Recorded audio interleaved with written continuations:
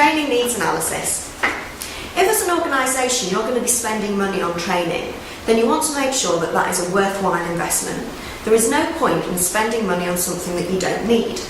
So to make sure that the training that you're getting is really tailored to achieving your organisational goals, you need to do some training needs analysis.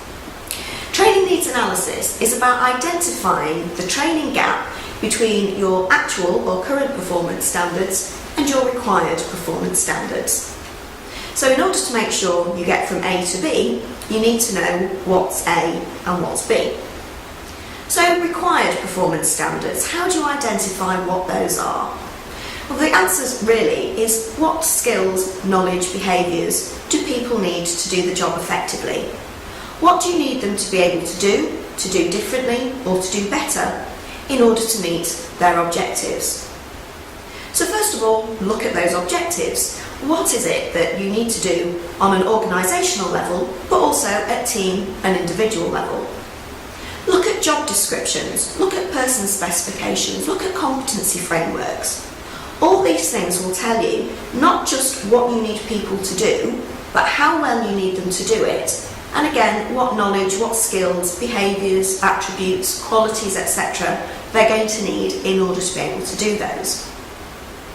Then you want to look at, well, if that's where people need to be, where are they now? So you want to identify their actual or current performance standards. Again, there's a range of things that you can look at that will give you this information.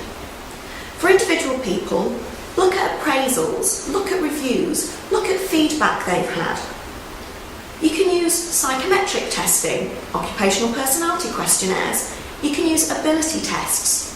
Ability tests are very good for giving concrete measures in terms of people's abilities in particular areas. Very good for numeracy, verbal usage, literacy skills.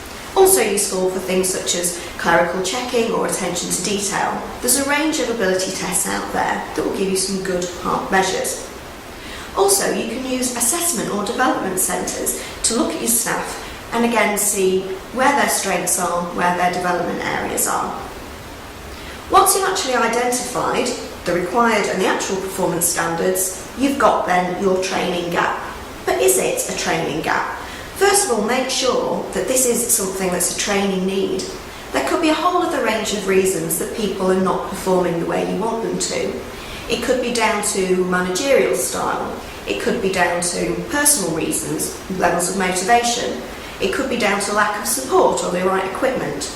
So make sure that it is actually something that training can address. Otherwise, you'll spend money on the training and you won't get the results that you want.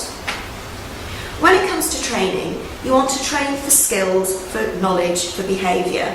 You can't train people in attitude or in personal qualities or attributes. It's all about capabilities. It could be that it's not actually training that people need. They could need some other form of learning or development. It could be coaching or mentoring.